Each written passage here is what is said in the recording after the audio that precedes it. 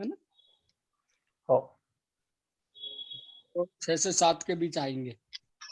स्वामी जो है 7:15 तक अपने साथ रहेंगे, ठीक है. है ना?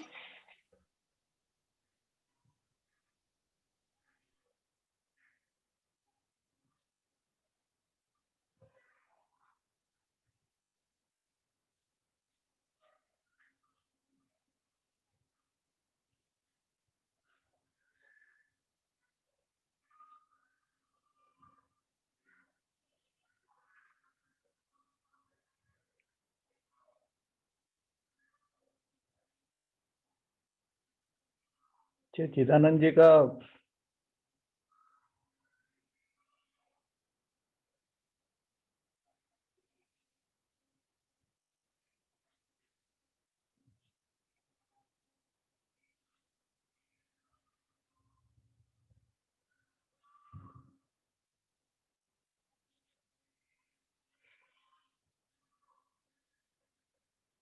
चिदानंद जी अनम्यूट कर लीजिए.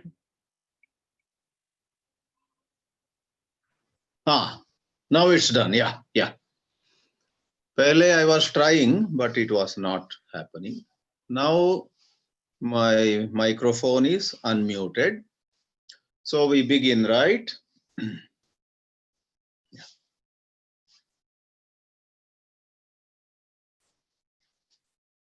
All right. Good evening. Namaste, everybody. This Thursday evening, in this dialogue and interaction, I have been requested to make a presentation first, and the very intriguing topic on which I will share some of my reflections is, are we coming out with any action at all in life? Is there action at all in our life? What does that mean? Is there action at all, or is it all mere reaction? Or is it sometimes inaction?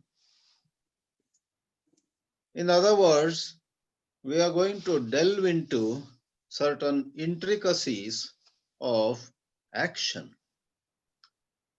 I'm sure it is already clear to everybody here that we are looking at action in a bit serious way.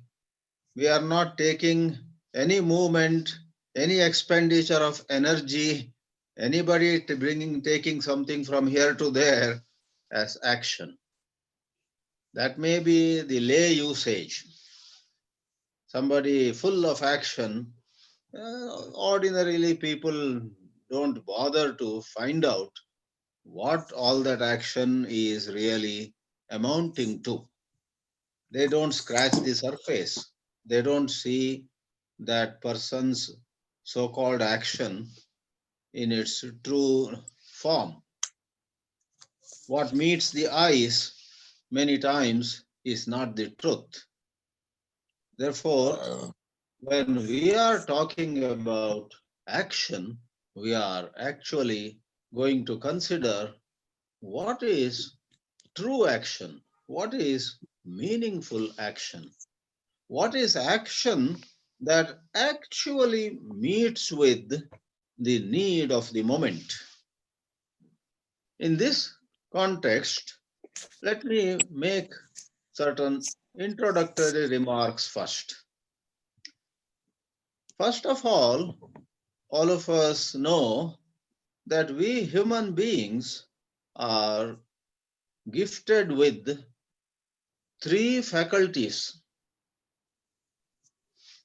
thought, speech, and action. We think, we speak, and we do. And then everybody in this group especially knows that there is a fourth faculty which is perhaps way above these three, above thought, word, and deed. There is the faculty in every one of us very precious it is, and that is of seeing. We are aware of what we are doing, we are aware of what we are saying, and we are aware of our thoughts. Therefore, with these three, thought, word, and deed, and seeing as the fourth faculty, there is room for a lot of examination, re-examination of how our life goes on in general. Many people regard action as the very signature of life. They put it in poetic style. When somebody is no more active, he is as good as dead, they would say. From platforms of different kinds, certain vigorous activity is praised, and people pay compliments to each other for being dynamic and so on and so forth.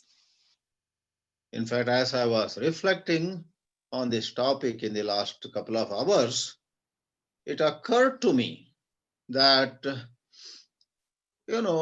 just as an example, this is not to make any specific comment on the West or the East, on Africa or Australia, but this example came up in my mind. I have been visiting a certain city in the United States in the last 10 years or so. That city is a twin city with the well-known Dallas in Texas.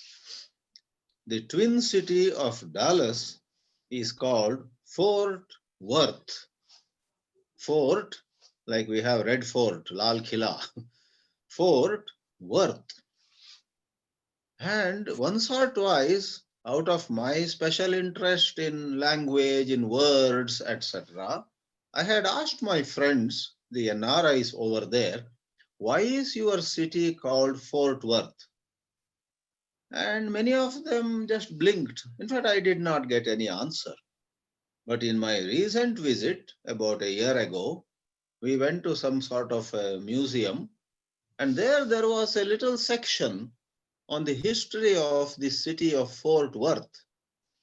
And to make the long story short, I discovered and then I shared it with my NRI friends who were hosting me and whatnot. Fort Worth is named upon a certain army commander of the white people who conquered the Americas, and that commander's name was Captain Worth.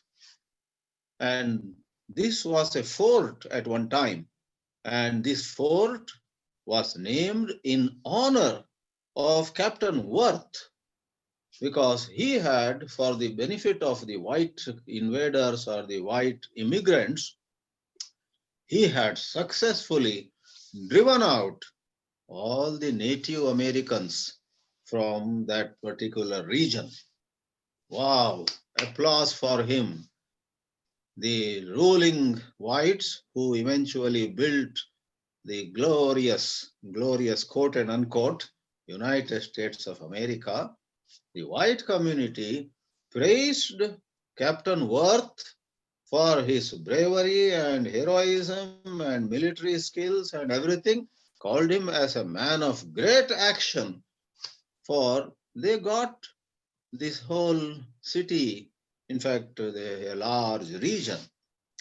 Now, if we are to see from another angle of view, was it action worth praising, or was it an action of utter aggression?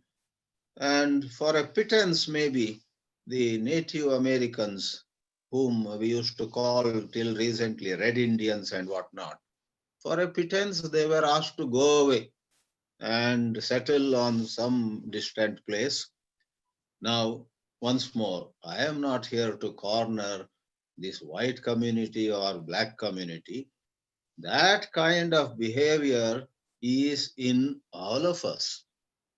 Many a time when we ourselves pat ourselves on the back that today I was full of praiseworthy action, it is to be re-examined. Or when we praise some people, or when some people praise us for a wonderful quote and unquote action, probably it was not true action at all. To make some of these basics a bit more clear, I will share with you another well known example quoted by many in many contexts.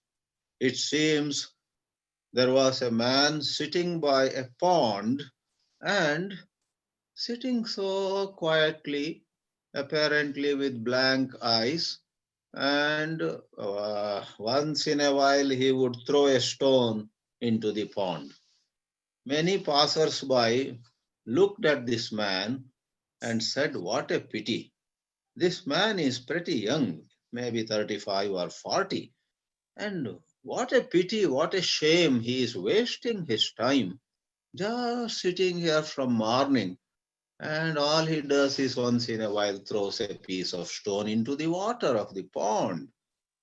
But later on, in that example, it was found out that this man was one of the very creative painters who actually was studying the surface of the pond and who actually wanted to see in what way waves would rise when a stone falls into the water.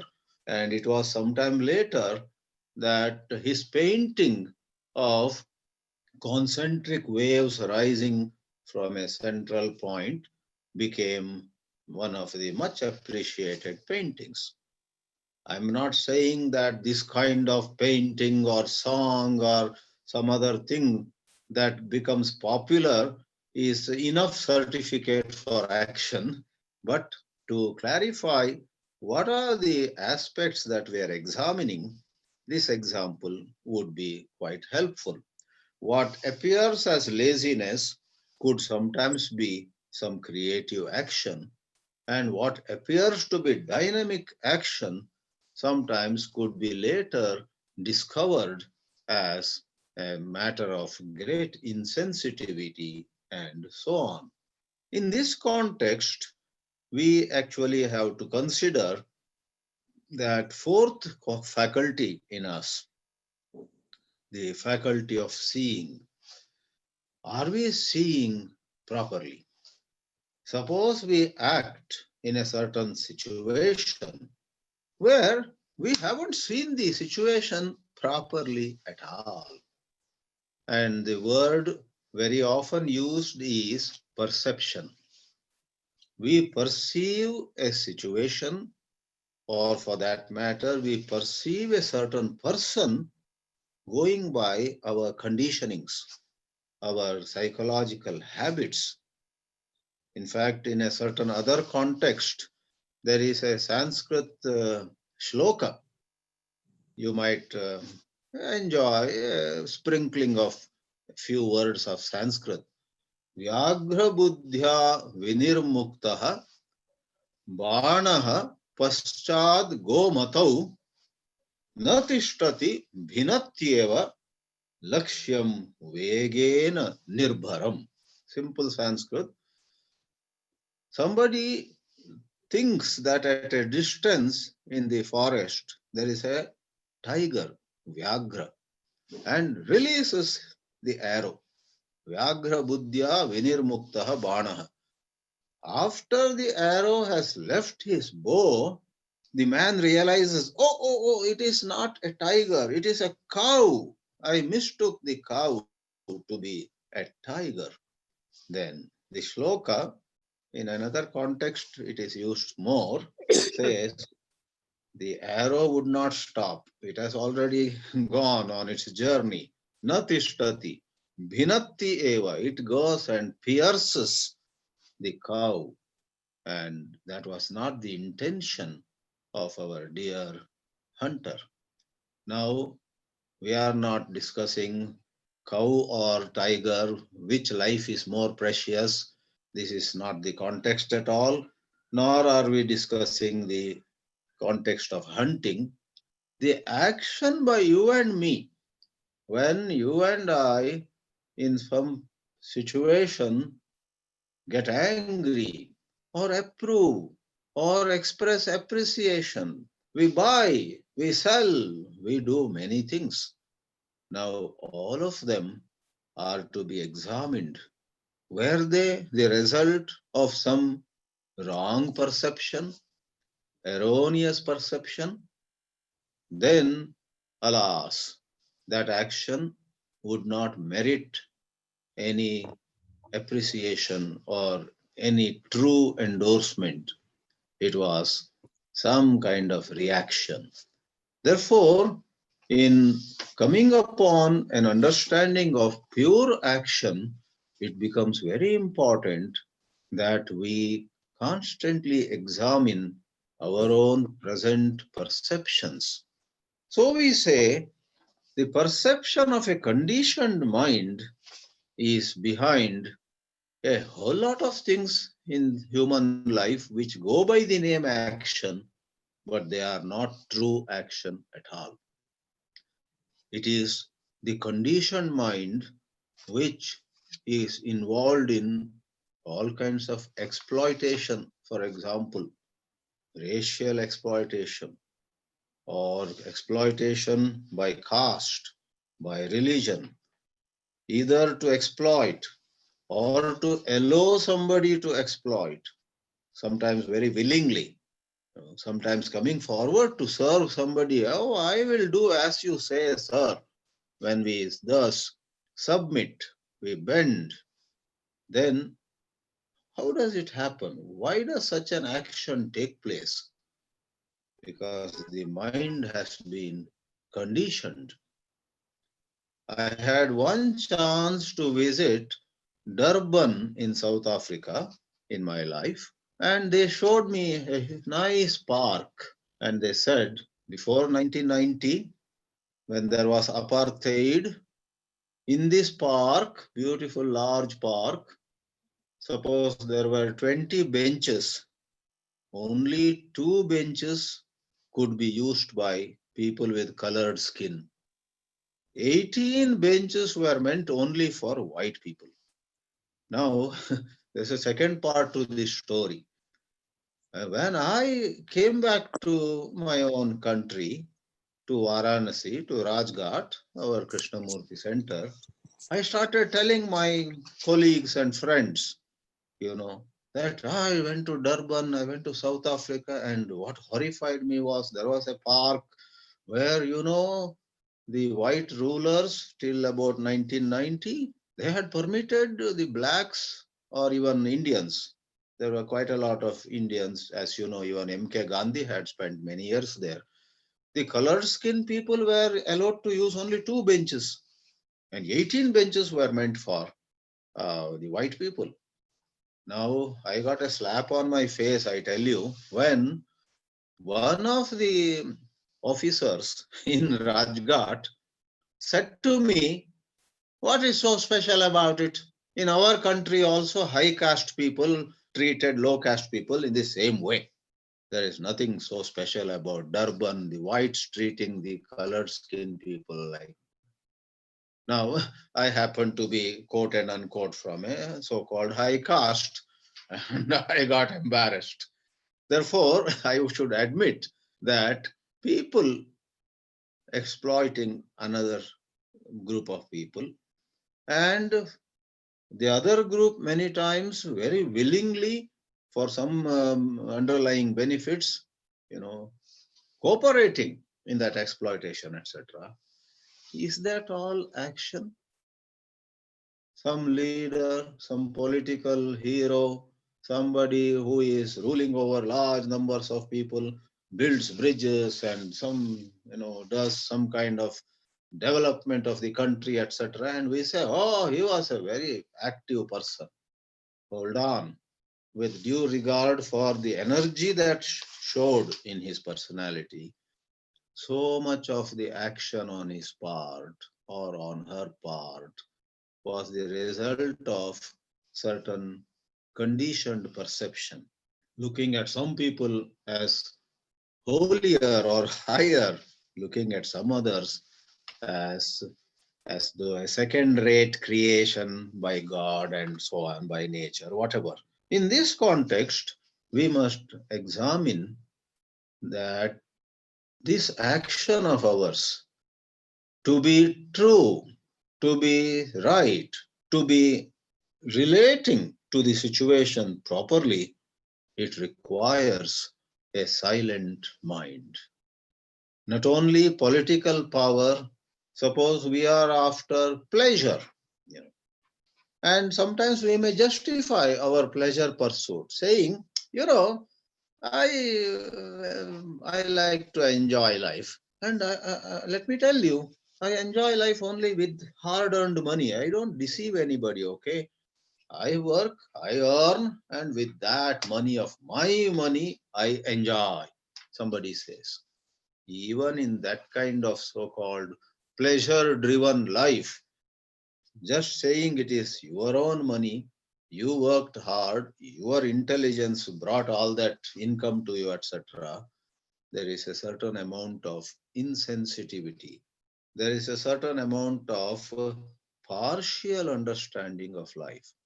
I heard that the second patient in Italy who died because of COVID-19 was a billionaire. A little episode came to us from some source. He was a billionaire. He had made it big in life in terms of money. But when COVID spread in Italy, he was the second patient who just was helpless, and he died in the hospital. And his daughter issued a statement. My father was such a successful businessman. His story is one of rags to riches. He made it so big, but how sad when he was lying in the hospital, gasping for breath. All his billions of dollars was of no use. She made a painful statement. Now, if we examine that case, we understand that even if by so-called right means we are after money, somebody else is after pleasure, somebody else is after some literary pursuits, respected in certain circles. This man or that lady is not after money or pleasure. She is in the world of poetry. Ah, poetry or literature sometimes are respected in certain circles. But we would say whenever any pursuit robs us of a certain awareness of the whole of life in the name of some respectable pursuit of art or music or literature or something, like a Kashi Pandit may be very proud of his knowledge of Sanskrit. With due respect to Sanskrit, we would ask that Pandit, that scholar, a question. Are you sensitive to the true needs of your family members? Or you just brush that aside when they ask some, they need some support or help from you? You say, don't disturb me now. I am translating or I am writing some advanced literary work. Don't disturb. Do you do that? And if that scholar behaves in that kind of way, he believes that his association and involvement in some advanced Sanskrit philosophical or literary work is all that life is about. Alas, he doesn't live completely. He is lost. He is caught up in a particular narrowness of his own. Therefore, we are shaken to our roots when we come across a statement like the one Krishnaji made, seeing is action. We get puzzled. In fact, a lot of people find it hard to understand how can seeing be action. I understand it this way. Perhaps there is much more to understand, but to me, seeing is action is a profound statement. When we see the whole of our life. I don't mean by whole of life, life of everybody on the earth. Every one of us has certain wholeness of life. We have multiple roles. We are related to family members, neighbors, colleagues. We are related to nature. I'm not related to the trees far away somewhere. Though philosophically they say we are related even to the stars, many light years away. That has some truth of its own. But on the level where I am talking now, my daily life is very much related actually to the people whom I meet, the trees between which I walk, and so on. And suppose I am insensitive, I don't look at them at all, or even when some of them reach me, I tend to just dismiss them, don't disturb me now, and so on. Now, which doesn't mean at the same time that we have to be so goody-goody that anybody and everybody can, barge in, and in the name of sensitivity, we are supposed to respond to everybody. That should be another extreme. Now, therefore, these aspects are, I must admit, a bit subtle. We need to examine. To be sensitive is not about allowing anyone and everyone to get crash to our private life, etc. But in the name of, I want my privacy, I want my space, and so on, if we turn a blind eye to the suffering or some true needs of people around us, that would not be right either. In that context, what is seeing? Actually, I began talking about 4 faculties. I first mentioned thought, word, and deed, and then deliberately I mentioned seeing as the 4th faculty. Now, it seems to me that this seeing is such a precious faculty that if there is true seeing, then in the intensity of that seeing, these other 3 faculties will automatically play the second fiddle. Seeing becomes primary, and appropriate thought, appropriate word, and appropriate action become secondary. By secondary, I don't mean to undermine them, but what I mean is, like corollary in mathematics follows theorems. Right action, right thought, right word, etc. simply follow right seeing. While if we don't see rightly, no matter how great and good intentions we have, how we profess to be, good people and whatever, if there is no true seeing, then our thoughts themselves tend to be distorted.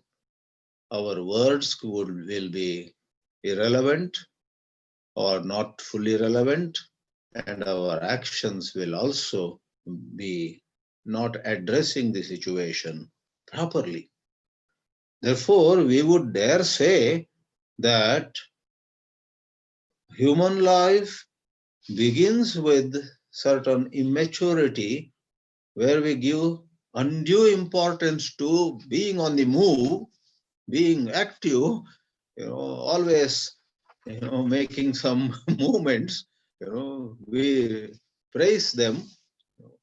In that scenario, on that level of very less maturity, anybody who doesn't talk is taken as dumb. Anybody who does not move about is taken as lazy. And anybody who has no thoughts to offer on some topic is hastily misjudged to be unintelligent, and so on and so forth, because we tend to invest so much in thought, word, and deed. The whole world worships thought. Somebody who has so-called extraordinary thoughts is given many awards and so on. Thought is made such a precious thing, and we, the humanity, on many occasions praise ourselves. We, among all creation, are the most privileged one because we can think. But we say that's very nice, appreciated in a certain context. But what have you done with your thought? What have you done with your thinking? Even if you say thinking, which animals and other forms of creation either don't have, or even if they have, it is believed to be very rudimentary. We human beings have terrific, spectrum of possibilities of thinking. Therefore, we are very proud. Man is a thinking animal, etc. Many an essay starts with that kind of statement. But as we examine life deeply, I guess this getting together on Thursday evening, Sunday mornings, etc., as your group is doing, I guess is especially meant for examining life. I was very touched when in one of the question answer sessions, somebody asked Krishnaji, tell me, sir, what is the summary of your teachings? Last 40 years you have been talking. What is that main body of your teachings? And Krishnaji's answer is out of the box. He says, there is nothing like Krishnamurti's teachings. If I have said anything in the last 40 years, it is not about studying Krishnamurti's teachings, it is about studying your own life. I have been appealing to everyone, study your life, understand your life. So he expressed some embarrassment, if not objection, to making some kind of a syllabus of Krishnamurti's teachings, Krishnamurti's philosophy. He never was comfortable with that, as all of you perhaps know. He very much objected to anybody calling him a philosopher. He was very, very, uncomfortable when somebody would say, these are the main teachings of Krishnamurti and so on. And there's a humorous instance too, when I guess in Europe, when he was traveling, he came to know that some university had, in a certain course on philosophy, several chapters on Jiddu Krishnamurti. He looked at it and I believe said to some friends, do you think I would pass the examination in this subject? So using humor and some other times seriously, he was very clear that we are here to examine life, human life, neither to study Krishnamurti nor to study Buddha or Shankara or anybody. So there is a lot to contemplate upon over there. So as we examine, in fact, we get humbled. In the context of this topic, let me speak for some other five or maximum 10 minutes and open it for interaction. I will be with you till 7:10 this evening.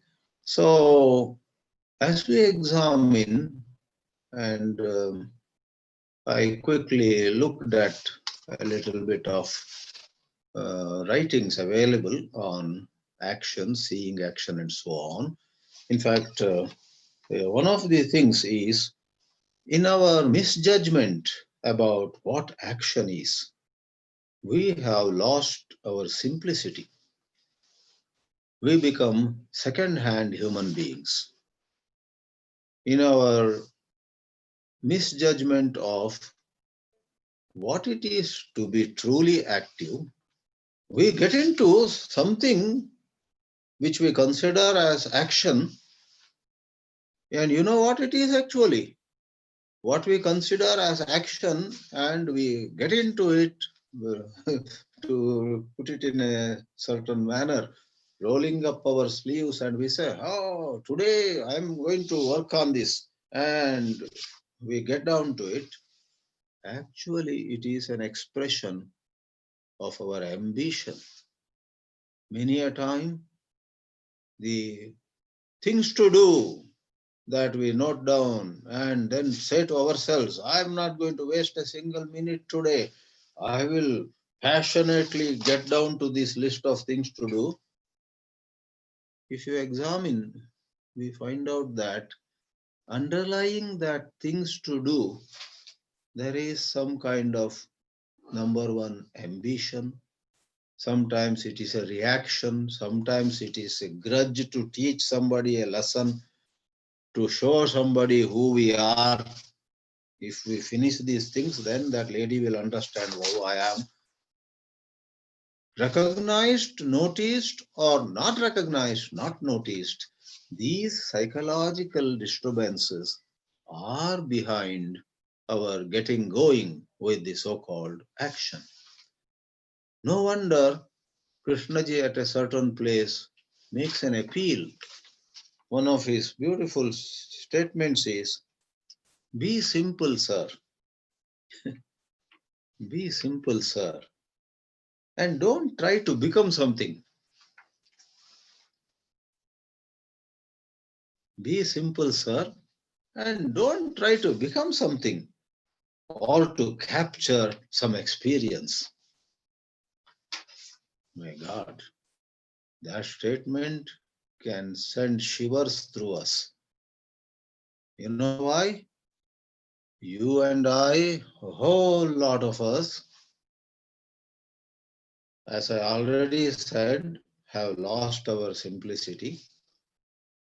And secondly, we are day in and day out trying to become something in subtle ways. Some people want to become something in a gross way. It is said that in some big public meeting in Washington, D.C., somewhere in 2015 or so, if I remember right, that was the occasion. Barack Obama actually made fun of Donald Trump.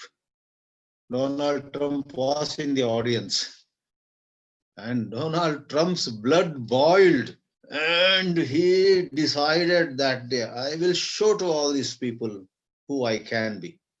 And lo, rest is, history or whatever you call it.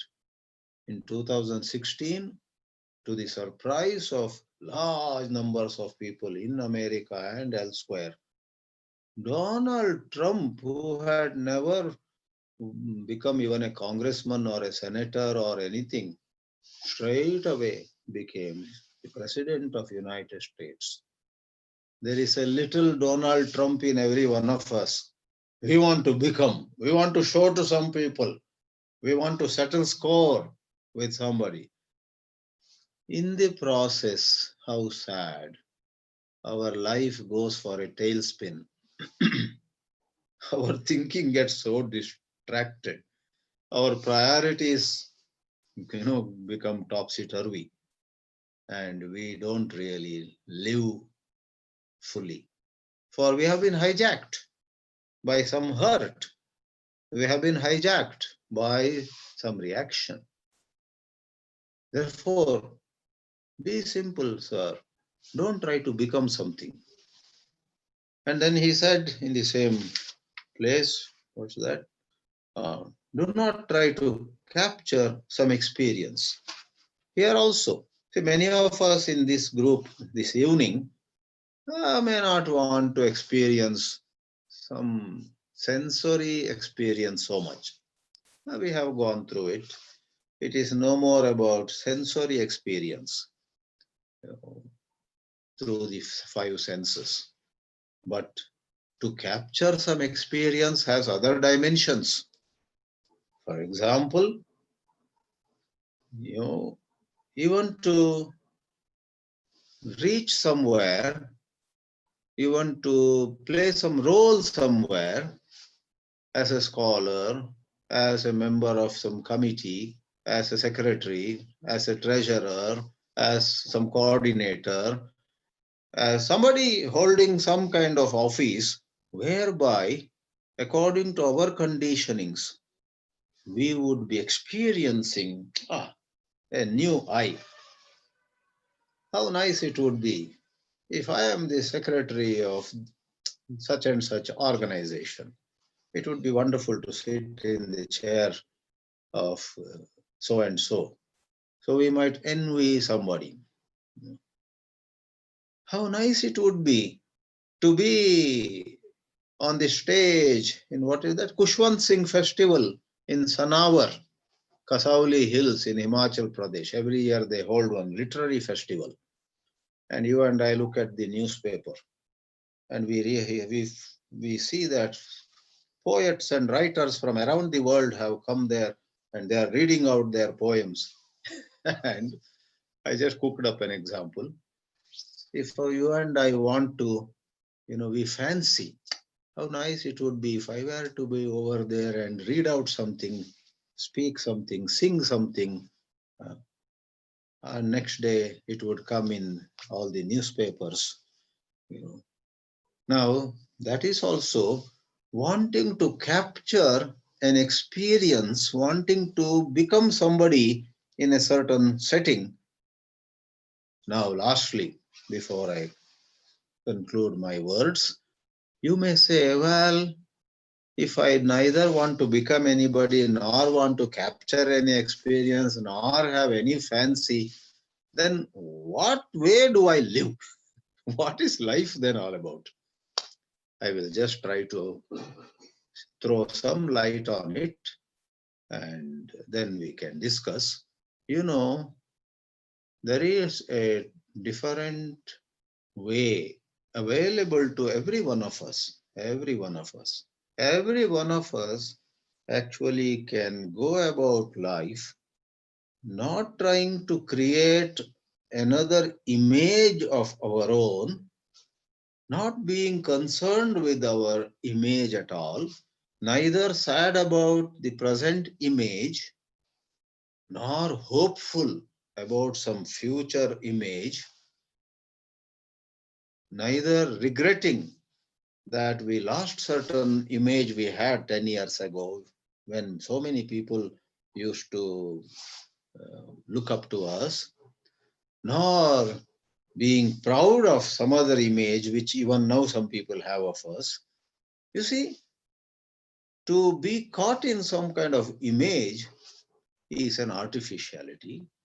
Then the question I raised to us, then how do we live? We don't need to cling to some image to live fully. We live in relating to things on hand, relating to as situations come up. We are always somewhere. We have some action to perform. And we can go about that action, that activity, that role, that work, that list of things that we have chosen to do without fear, without hope, without so many psychological overtones. Without psychological overtones, we can be involved in work on hand. And when there are no psychological overtones, the true sensitivity to everything around us, to our own inner health, to our own well-being, a certain sensitivity to self-handling also will be intensified. But when we are hijacked by ambition or hurt, when we are hijacked by justification or condemnation, when these are the overtones, these psychological overtones hijack us, the saddest part is we neither do some meaningful action for people around us, nor do we do something meaningful for our own well-being. We neglect our health. We don't have proper rest. We don't eat healthy food because in the name of action and dynamism and meeting targets and meeting deadlines, we may just eat some junk food and try to finish some work on hand and so on. So I need not go more into elaboration of it. There is a certain psychological baggage that will make the so-called action actually mere reaction or inaction. When we unburden ourselves through noticing, through being aware, then even sitting quietly, we could be in terrific action. In inaction, beautiful action might express itself. And otherwise, in the apparent action, there was only inaction as we had labored to show. Thank you.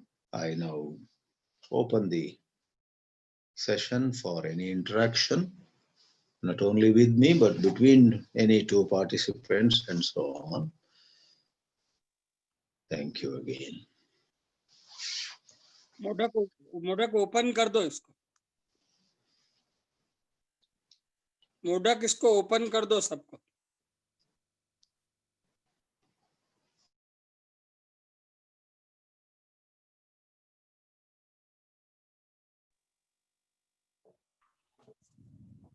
जिसको भी question पूछना है, he can unmute himself and ask any question if it is required for him. He can unmute himself. Anybody wanting to ask a question, he can unmute himself.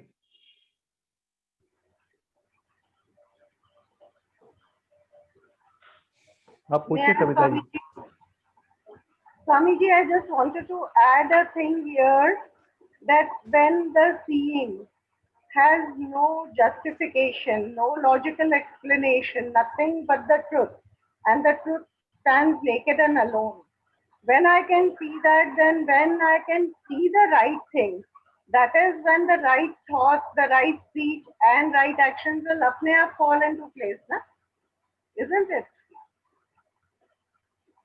So I think, yeah, but how many times are we really perceiving it rightly? How many times are we just seeing an illusion or a reflection which is not real?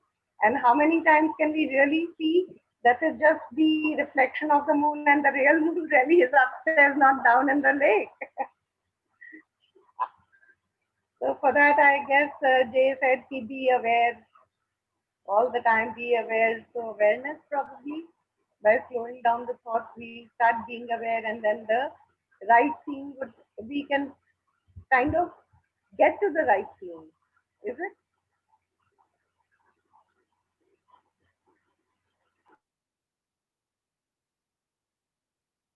Sir, we are not able to listen you, sir. Sir, please unmute. Chidanandji, please unmute. Yeah.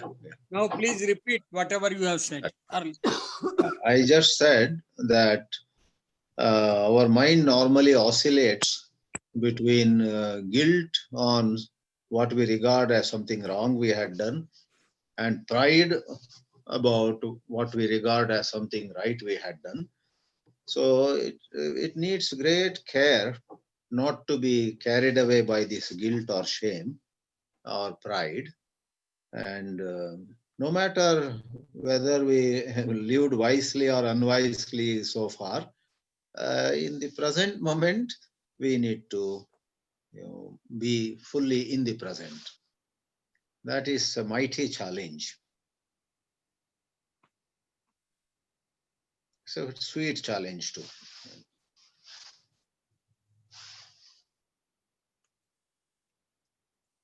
Anyone other?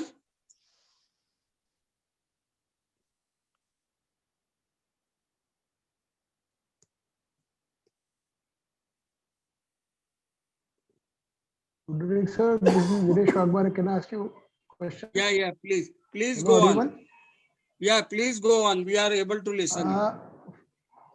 Frankly speaking, sir, I'm a little bit confused what you said, because every great person who has done something in the great in history, we're having some images or some. Yes, I understood that whatever you said, that there should not be any psychological overtones. But otherwise, if there is no image, there is no this thing, then how the action will be so appropriate? Because if we consider the Krishnamurti also, he was against conditioning. But against conditioning means also against this is another polarity, that there should not be any conditioning. So can you elaborate more on this? I will say something, but I will request a couple of others also to speak out their views. I would just say that the statement you made is very thought-provoking. When someone takes a position, almost like a position against conditionings, does it also become another polarity? Is an interesting question. I don't want to be conditioned in any way. Suppose I say, and I, sincerely try to be free of any conditioning. Does it become a polarity, or is that, so like they give the analogy, right? One form of music can collide with another form of music or even noise. But can any sound collide with silence? Silence stands apart from Hindustani music or Carnatic music or Western music. All of them are in one camp, various forms of sounds. But silence is totally in another camp. Likewise, this freedom from conditionings is a mystical proposition, really. Human mind can hardly be without conditioning.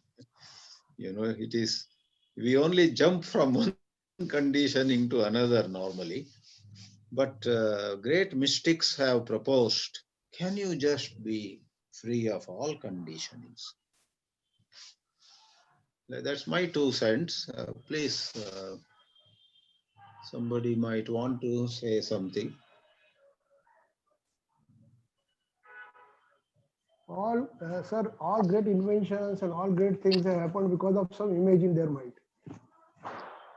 Yeah, All great that is true, inventions. and we don't deny. Yeah, we don't see. I gave the example of the city of Fort Worth being possible because of a military commander who drove away the natives. Right? Now, the city of Fort Worth today is a prosperous city. It has given employment to a lot of people. The art, culture, science, everything has flourished there. Lot of our East Indians, we are East Indians, we have gone and settled there. That's how I go there. So there's lots of people from North and South, Andhra and Gujarat, everybody. So nobody denies the wonderful things that are achieved, which do bless humanity. But what made them drive away the natives? A very cruel period of time, right? So in these discussions, we want to explore such living where there may not be much inventions, but there is caring for each other. These discussions, I suppose, are meant to open up the human side of ours. And lastly, I would say this opening up of human side to be a human need not be contradictory to contributions in any field, science or mathematics or history or. Therefore, while we make a case for being human, we are not asking scientific exploration to stop, etc. Varmaji, I you can guess, ask. Yes, yeah, sure, please, yeah. the limitedness of eye-based perception, we know quite a bit about it, how it limits our sense, right? But what about the witness phase? Whether the eye is still working in witness phase, that can see things as they are, because everything is not the same. You see, whether the I is still working in witness phase also.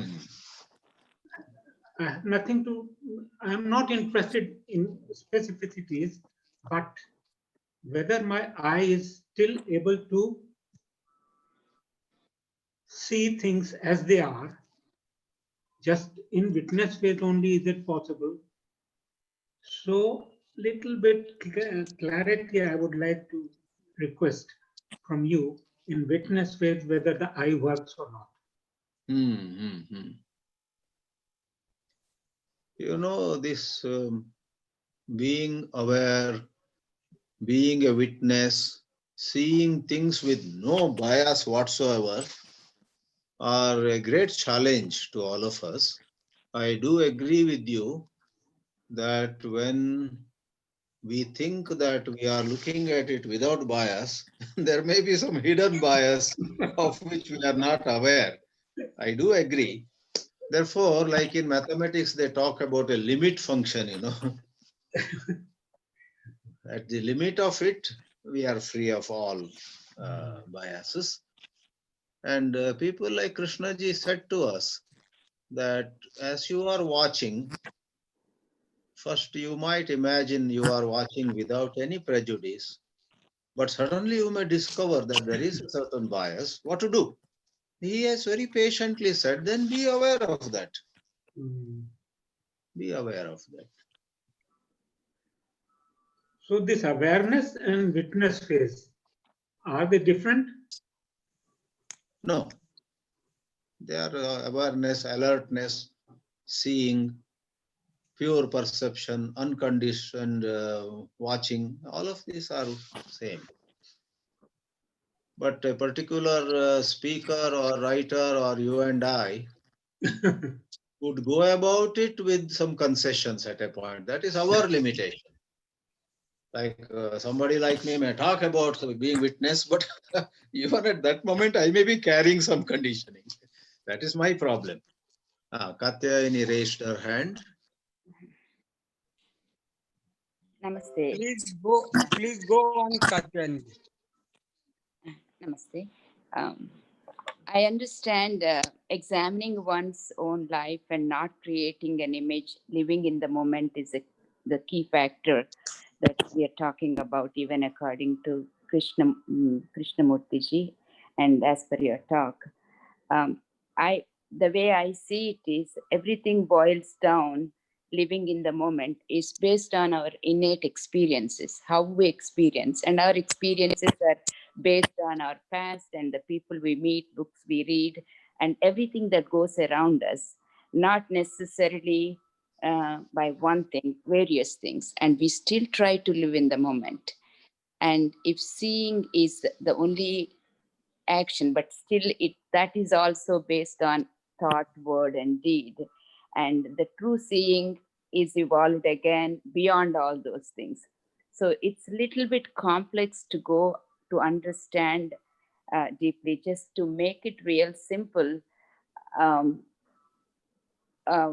just live in the moment, live in the silence. Is that the message, Chidanandji, that you are giving, or is it something that I fail to understand? Because there is no logic for our experience all the time. It's how we feel inside out, and we express it the way we feel. Sometimes we are not able to express it either. I mean, it's beyond expression. And we act and react based on that. So how do you elaborate that? Just to understand the subconscious self. The awareness is there, but then there is something that's beyond our awareness, which is the subconscious part of us. So sometimes we fail to get there and we justify, right? As you said, it's in several examples. You create image, you do this. A lot of times we are not even aware of that. We are trying to create, we just do it because it makes us happy, whether it is not necessarily for name and fame and create image, but we just do it just because it simply makes us happy. So where do we fail in terms of understanding the deeper, the profound meaning that you are giving to us? See, there is a lot of popular literature, lot of popular books, bestseller books are available. which talk about be in the present, live in the present, don't allow past and future to hijack you, all in romantic language. But really speaking, it is not an act of will. It is not sankalpa. It is not through deciding that, okay, I am going to now be in the present. That deciding and using will further vitiates the whole atmosphere. Actually, it is more of the nature of negation. You don't decide to live in the present, but you go about with certain gentle, awareness. Like we say, negate condemnation, negate justification. When there is neither justification nor condemnation, gentleness comes into the picture. Right? It's like listening to a child who has been caught red-handed stealing something. But you are a very loving grandmother, and even though everybody is asking you to punish that boy, you say, I will handle it, and you very lovingly listen to that boy. My dear, why did you steal? What happened? I know you are a very good boy. Speak up. So you are not condemning that boy, though the whole town wants you to punish him. Nor are you saying, go keep stealing, don't care for all these people. So neither justifying nor condemning, you give to that little boy some space where he then maybe open up. That way, can we handle the rush of thoughts in us? Sometimes our mind gets very angry with some community, with some organization, with some caste, race, etc. So rather than justifying or saying, shh, don't do that, etc. That is all use of will. We handle it gently, then this thought process will be exposed as having some flaws, having some defects. So seeing the flaw, FLAW, seeing the flaws in our thought processes, the conditioned thought processes subside. That is the art of living in the present, not by deciding to be in the present. As the mind goes to the past or sometimes future, can we examine it and identify the flaws? Then it automatically, the past and present, past and future disappear. A little bit of Lastly, I would clarity. say, just as you and I, all of us invest so much in improving our speech. I myself have spent a lot of time looking into dictionaries and seeing the meaning of idioms. That's how I am some kind of a speaker these days. But the question is, can we invest in a manner of saying, not in language, but in attention? Can we give importance to paying attention? Is something worth considering. Yes, Pradeep. I'll request a little clarity on negation, whether this is an Yes. action, negation, whether automatically this happens or whether somebody negates, and that Vivek Buddhi is there in that I-based. Everybody doesn't do that. So that way, it is I-based again, and action, negation is an action, something like saving, isn't it? This is not worth I keeping. think, This is yeah, not worth very, keeping. Or very, something like very. that. I So don't think negation. negation is an action of will. Negation takes place when we see the flaw. The simple example is, I give you something to drink in a wonderful silver bowl. You are very happy receiving it. But as you see, you recognize that it is some poison or something. The moment you see it is poison, though it is served in a silver or gold cup, you say thank you, Chidanandji, and you just put it down on the table. So you don't have to will. The perception that this is wrong or this is dangerous automatically makes you abandon or put it aside.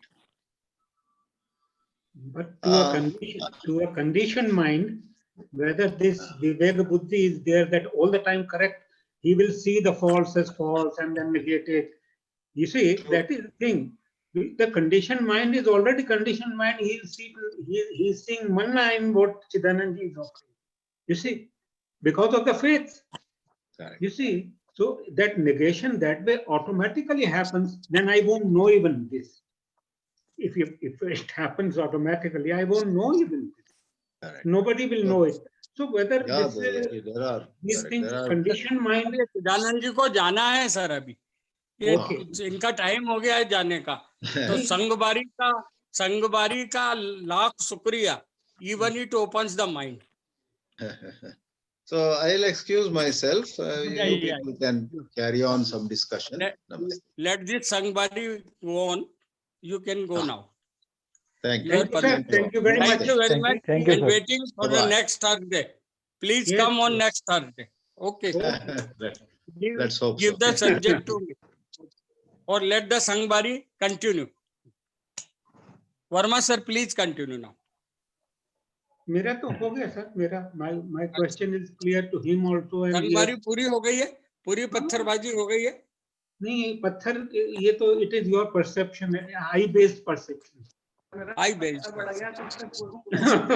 So actually, मेरा जैसा कोई perception नहीं है मैं तो आपसे पूछ रहा हूँ मैं तो तब ये मजाक हालत कर है रहा हूँ कि without मुझे ये लग रहा है सुशील जैन कि साहब अगर संगबारी भी होती है तो सर तो फूटता ही है हाँ, तो तो ये ओपन तो होता ही है थोड़ा बहुत ओपन तो उसका भी without शुक्रिया करना चाहिए without सुशील जैन perception साहब अगर ये हालत है तो हाँ, सोचो सुशील जैन साहब हाँ, I want that Mr. Sanjeev Sharma should make some comments on observations on this. yes, he will be making. Please, Yeah, very, Sharma ji आप बोलिए हाँ, शर्मा जी आप actually लाइट very, डालो the very interesting conversation was going on. I was listening very carefully. It was very interesting. Only thing which I want to discuss further is what Vagmareji was pointing out about image making and discovery, exploration and everything. So I don't know how image making is related to scientific invention. I would like him to just throw some light on it and try to clarify it. Okay, how image making is related to scientific and technological development. Vagmareji, I would like you to point Sir, out. as far as if you are asking me, I will take a different stand altogether. There's, one should not make an issue of conditioning. Once he has understood the structure of whole conditioning, then he can be automatically free if he sees the flaws in it, as he said. But again, this seeing the flaws is against individual thing, highly individual thing. Now, so we should not make any issue of any conditioning. That's what I feel. And Krishnamurti has made 3 statements. One is perception is action, no reaction is revolution, and third is no action is transformation. So we should go deep into it, and then we should try to understand what he was trying to indicate in that. That's what my perception is. What do you say? Okay. Actually, what happens, the problem with our mind is, as we have discussed several times, that problem with our mind is that whenever we listen a beautiful word or an attractive word, we are just so much affected, so much influenced by the word. And immediately, as we have a tendency, immediately it turns into a target or an aim or something which we need to achieve. So whenever Krishnamurti is saying that conditioning and all these kind of words, every time we do the same. Actually, when somebody is quoting Krishnamurti, Krishnamurti was not happy with that because he pointed out very often that don't quote me. You just listen to me as a whole and then think about it. You just don't quote me कि conditioning is good or bad, because then it happens. There are words, we have some attractive quotations, and we are just trying to get it or trying to achieve it. So instead of that, what I find, wherever we are, in whatever situation we are, we should start from there. We should start looking at ourselves from there, without thinking that it is conditioning or it is non-conditioning, or I want to be free from conditioning. All these things are like a trap for mind, because our mind is a very highly sophisticated instrument which can abuse, misuse anything. So we need to be very, very careful about it, that we are not trapped in the words, we are not caged inside the all these concepts. So wherever we are, we just should be paused, we should be patient, and then we should see whatever it is. It can be conditioning or it can be something else. So it is very important, I think. Secondly, if you what I wanted to share with you, that if you see the real actual discovery and actual inventions in the field of science, then we will realize that it is not the way we describing it as a thinking or image, creating images. So technology is created that way, but if we actual scientific inventions and discoveries, they are not in the field of thinking, they are not in the field of uh, routine, repeated, pattern mind. They took place when there is something new, when something fresh is there. If you see the work of Einstein or Niels Bohr or Tesla or whosoever, I'm not a physicist who can comment on this. So they always felt that, and it happens actually when pattern thinking is stopped, when something new took place. So it is very important to understand this, that our brain is tend to make habits every time, because it is easy for it, because it is safe for our brain. But when there is question of something new, then these habit patterns are really great hindrances. They never allow us to do something new. And same is applicable to images also. Secondly, about the topic is very interesting topic, about because in this theme we are using three words: action, action, and reaction. So again, without making it a problem or without making it as a achievement, we just need to see these three words very clearly. They are very interesting word. I think each word has a story in itself. So just be with these words and thinking about these words and seeing that how these words are operating in my own life. When I am reacting, when I am acting, when I am not acting. So exploring this in our individual life, in our day-to-day life is very important, rather than what Smurti is saying or what anybody else is saying or what I am saying, what you are saying. It's not important. But we need to experiment it, we need to check it, we need to explore it in our day-to-day life every day. Then maybe something interesting and useful we can find something interesting and useful. That's all I want to share. Sir, Sharma sir, would you please share some lecture of Krishnamurti as promised by you? Sushil bhai, there is some message on regarding Ajit bhai. Yeah, I have already disclosed it.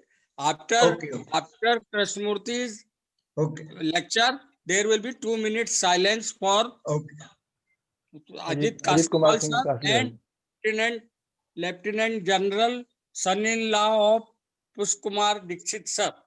So we have already planned it, but let sir share some Krishnamurti cassette. He will be Okay. sharing it Yeah. for 5 or 10 minutes.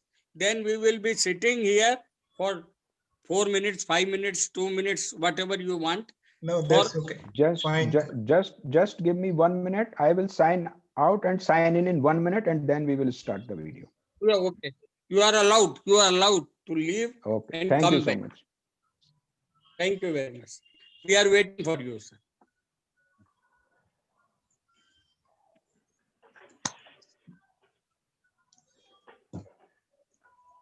Product इसके बाद में जब ये share हो जाएगा उसके बाद में अपन लोग रुकेंगे। हाँ। अजित कुमार सिंह कासलीवाल और लेफ्टिनेंट जनरल दीक्षित साहब के सन इन लॉ के लिए, है ना, दोनों आज ओके, नहीं रहे हैं। ओके, एक 10 बजे ओके। नहीं रहे हैं और एक भोपाल में नहीं रहे हैं, तो उनके लिए अपने को रुकना है। एक अपने अध्यक्ष महोदय के सन इन लॉ है और दूसरे अपने संरक्षक है अजित कुमार सिंह जी कासलीवाल। ये अपने को समझकर यहाँ पर दो ओके, और सर्कल वालों, है ना, ओके, ओके, क्लियर? ओके। तो अभी जो करते हैं मूर्ति के 5-7 मिनट 10 मिनट जो भी चलाएंगे तो उससे थोड़ा अपने को पीस भी आ जाएगा, तो पीस में अपन रह पाएंगे, है ना। ठीक।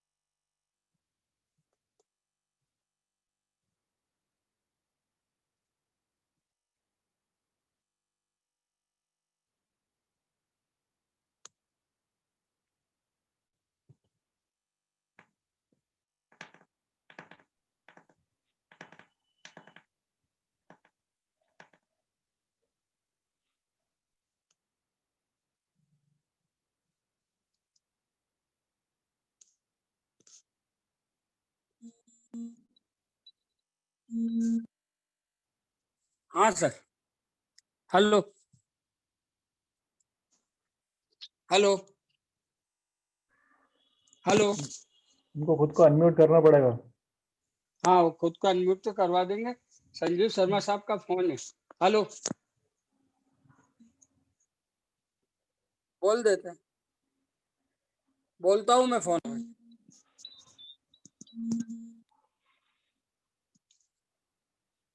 सर आपको अनम्यूट करना पड़ेगा। Hello hello. आप अनम्यूट, संजीव शर्मा जी आप अनम्यूट कर लीजिए।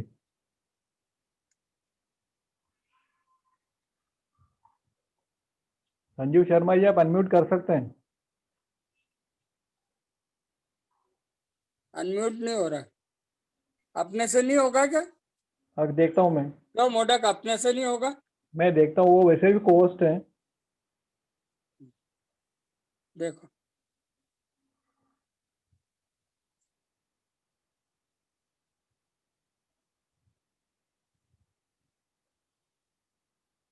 प्रॉब्लम आ रही है, दिखता है। वो उनके यहाँ प्रॉब्लम आ रहा है कुछ। उनके उनके है? एंड पे कोई, उनके एंड पे कोई प्रॉब्लम आ रहा है शायद। जोर। वो हाँ, तो कोस्ट है, वो कभी भी अनम्यूट कर सकते हैं। चलो तो उनसे चलो फोन फिर पे। पूछ लेते हैं उनसे, नहीं तो फिर हाँ, वो नहीं तो फिर अपनी उसको। मौन करके और खत्म करते हैं। 7:28 हो ही गया बराबर है। है ना? तो बिल्कुल सर। मैं फिर उनको मना करता हूँ, अब रहने हाँ, देते हैं। उनको है ना? पूछ लीजिए। बात कर लेते हैं। आपकी आवाज भी क्लियर नहीं आ रही है। आपकी आवाज धीमे आ रही है। नहीं, उनसे आप पूछ सकते। अब आ रही क्लियर आपको आवाज? हाँ, अब आ रही है थोड़ी। हाँ, उनसे आप बोल, मतलब पूछ काफी लीजिए। धीमे नहीं आ रही होगा तो थी। फिर, नहीं हो रहा तो फिर अपन अपने जो उनको देना है, हाँ श्रद्धांजलि देना है, उसके ऊपर अपन जाए। नेक्स्ट प्रोग्राम अपना जो है। हाँ। अपन मौन रख के समाप्त कर देते हैं इसको। हाँ जी, है ना?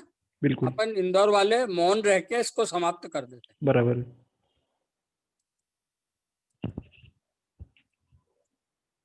मेरी आवाज तो क्लियर आ रही है? हाँ, आपकी आवाज क्लियर आ रही है। मेरी आवाज क्लियर आ ठीक रही है है, आपको? अपन ये मेरी मौन आवाज। शुरू कर देते हैं। है हाँ, ना? ओके। तो ओके। अभी 7:28 हो रहे हैं। सात ओके। तीस पे इसको बंद कर देंगे। ओके। ठीक है, क्लियर है? हाँ, आप बोल दीजिए किसके लिए मौन रखना है, तो थोड़ा सा क्लियर भी हो जाएगा जो है उनको।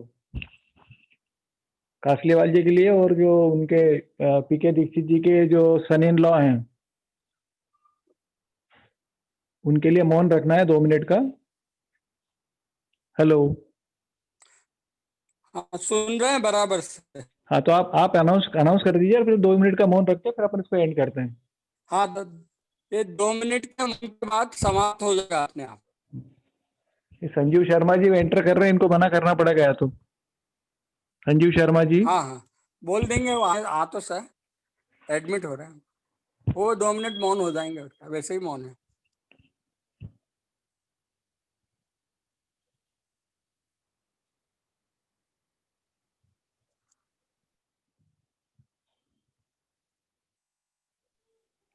मुझे लग रहा है कुछ इंटरनेट है मेरी तरफ से रुक गया शायद।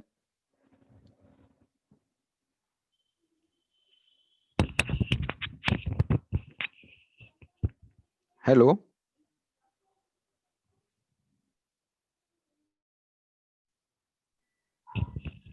We can Sanjeev hear you, Sharma, sir. Sanjeev ji Sharma ji, अभी कुछ चेंज हुआ है प्रोग्राम में। मतलब वो जी। वीडियो नहीं चलाने का है। हाँ हाँ, वो मुझे लग रहा है कि मेरे इंटरनेट कुछ रुक हाँ, गया इधर से, तो वो इस भी वजह वो से भी वो चला ही प्रॉब्लम, नहीं। वो भी प्रॉब्लम है। पर हाँ यहाँ के जो हमारे इंदौर सर्कल के जो संरक्षक हैं, अजीत सिंह जी जी कासलीवाल जी, उनकी आज जी डेथ हुई है, दुखद।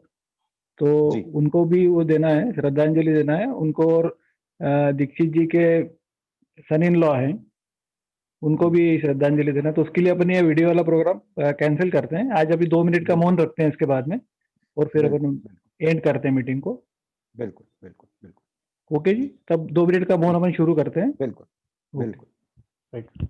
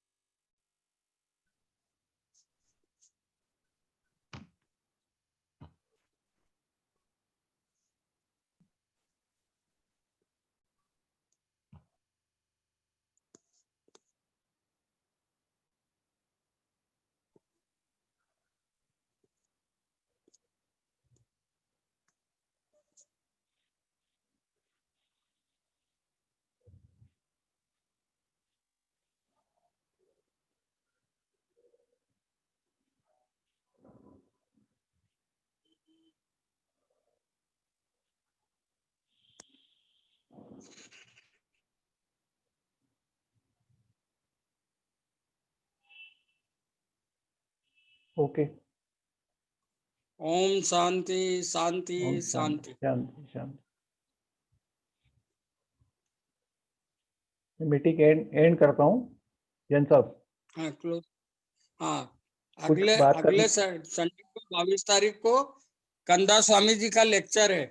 ये हाँ जी। जितने भी लोग हैं उनको बता रहा हूँ मैं, कंदा स्वामी जी का लेक्चर है। यही आइडेंटिटी रहेगी 11 बराबर बजे संडे 11 बजे कंदा स्वामी जी का इंटरेस्टिंग बराबर लेक्चर है, तो सब लोग बराबर। आए, ऐसी प्रार्थना है। Thank you.